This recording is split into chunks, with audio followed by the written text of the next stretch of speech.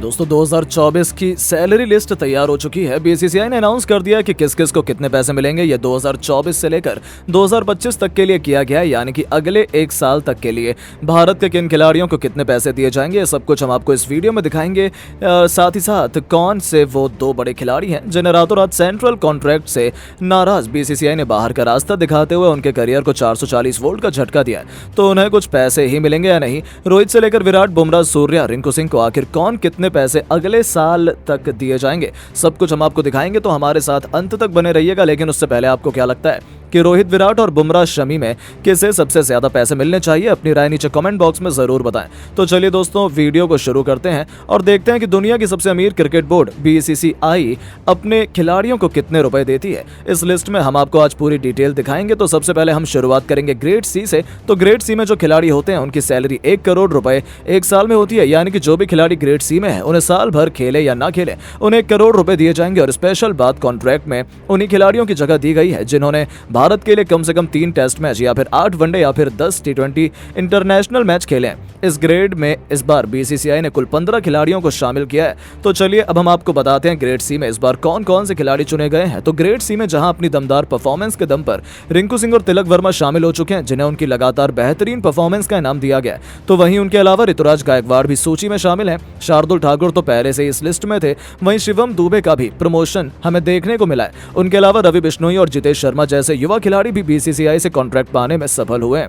Washington सुंदर और संजू सैमसन को बरकरार रखा गया है। उनके अलावा युवा मुकेश कुमार भी इस ग्रेड में शामिल हैं। इसके साथ अर्शदीप सिंह को भी इस ग्रेड में खिलाड़ी माना गया है। पिछले कुछ समय से उन्होंने शानदार परफॉर्मेंस दिखाई थी। उनके अलावा केएस भरत भी इसी ग्रेड का हिस्सा है, जो भारत के लिए टेस्ट मैच खेलते हैं। प्रसिद्ध कृष्णा को भी ग्रेड सी में शामिल किया गया है। वहीं बात करें नवीनतम रजत पाटीदार, जिन्होंने भारत के लिए इंग्लैंड के खिलाफ डेब्यू किया, उन्हें भी ग्रेड सी में शामिल कर लिया गया है। अंत में सूची में आवेश खान का नाम शुमार है। जी हां, इन सभी 15 खिलाड़ियों को अगले पूरे साल क्रिकेट खेलने के लिए बीसीसीआई की तरफ से 1 करोड़ रुपए की भारी भरकम रकम दी जाएगी। इसके अलावा और भी कई बड़े बड़े खिलाड़ियों को बाहर निकाल दिया गया है। अब ग्रेड सी के बारे में बारी आती है। ग्रेड बी की सूची में शामिल सभी खिलाड़ियों को 3 करोड़ रुपए सालाना दिए जाते हैं, जहां इस बार कई बड़े बड़े या कहें नए हमें नाम ग्रेड बी में देखने को मिल रहे हैं। ग्रेड बी में इस बार 5 खिलाड़ियों को शामिल किया गया है। सबसे पहले नंबर आता है सूर्य कुमार यादव का, जो भारत के नंबर 1 टी20 खिलाड़ी हैं। ऐसे में उन्हें 3 करोड़ देना कहीं ना कहीं उनके साथ नाइंसाफी है। तो वहीं उनके साथ साथ इस सूची में ऋषभ पंत, जो पिछले 1 साल में क्रिकेट नहीं खेले हैं, रोड एक्सीडेंट के चलते उन्हें भी ग्रेड ए से डिमोट कर ग्रेड बी में शिफ्ट कर दिया गया है। तो वहीं इंग्लैंड के खिलाफ लगातार 2 दोहरे शतक जड़कर यशस्वी जायसवाल बीसीसीआई से सेंट्रल कॉन्ट्रैक्ट पाने में सफल हो गए, जहां उन्हें ग्रेड बी में भी शामिल किया गया और उनकी मेहनत का आखिरकार फल उन्हें मिला। उनके अलावा 2 बेहतरीन गेंदबाज अक्षर पटेल और कुलदीप यादव भी ग्रेड बी में शामिल हैं। ग्रेड बी की लिस्ट यहीं पर समाप्त होती है, जहां ये 5 खिलाड़ी अगले 1 साल तक 3 करोड़ रुपए पाने वाले हैं। वहीं अब बारी आती है ग्रेड ए की, जिसमें शामिल खिलाड़ियों को 5 करोड़ रुपए बीसीसीआई की तरफ से दिए जाते हैं।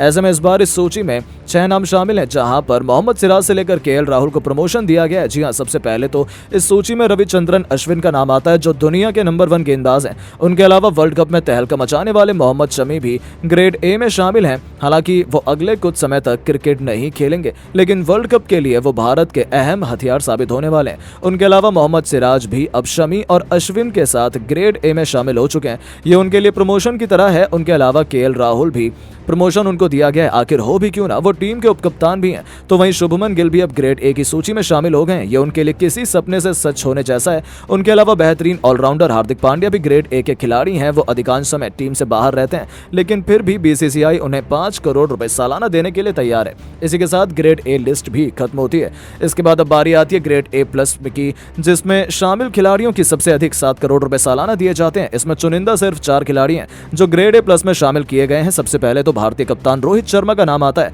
जिन्हें 7 करोड़ रुपए देना तो बनता है। उनके अलावा विराट कोहली भी सूची में शामिल है, यानी कि टीम इंडिया की बैकबोन रोहित और कोहली सबसे ज्यादा पैसे बीसीसीआई से ले रहे हैं। उनके अलावा भारतीय क्रिकेट टीम के सबसे घातक तेज गेंदबाज जसप्रीत बुमराह भी ग्रेड ए प्लस के खिलाड़ी हैं। तो वहीं चौथा नाम जिसका है वो सुनकर शायद आपको भी हैरानी हो, चौथे खिलाड़ी के रूप में इस सूची में मौजूद है रविंद्र जडेजा, जो दुनिया के नंबर 1 ऑलराउंडर हैं और बीसीसीआई भी उनकी कीमत को बखूबी जानते हुए सालाना उन्हें 7 करोड़ रुपए देने को तैयार है। यानी कि दोस्तों, ये सभी खिलाड़ी अगले 1 साल के लिए बीसीसीआई से करोड़ों रुपए कमाने वाले हैं। लेकिन लेकिन वहीं बीसीसीआई ने कई खिलाड़ियों को कॉन्ट्रैक्ट से बाहर का रास्ता भी दिखाया है, जिसमें ईशान किशन और श्रेयस अय्यर का नाम शामिल है। इन दोनों को बीसीसीआई ने कॉन्ट्रैक्ट नहीं दिया है। पिछली बार के कॉन्ट्रैक्ट में ये दोनों खिलाड़ी थे, लेकिन रणजी ट्रॉफी का हिस्सा नहीं बनने के कारण बीसीसीआई उनसे काफी खफा थी और अब उन्हें इसका खामियाजा भी भुगतना पड़ा है। जहां पिछली बार ग्रेड बी में रहने वाले अय्यर और ग्रेड सी में रहने वाले किशन को अब बीसीसीआई ने एक फूटी कौड़ी भी नहीं देने का मन बनाया है। तो दोस्तों, देखा आपने कैसे दुनिया के सबसे अमीर क्रिकेट बोर्ड ने अब अपने खिलाड़ियों को माला माल बनाने का मन बनाया है। लेकिन अब आपको क्या लगता है कि क्या सरफराज और ध्रुव जुरैल को भी कॉन्ट्रैक्ट मिलना चाहिए? किसके साथ नाइंसाफी हुई है? अपनी राय नीचे कमेंट बॉक्स में जरूर बताएं और ऐसी ही शानदार खबरों के लिए चैनल को सब्सक्राइब जरूर करें। धन्यवाद।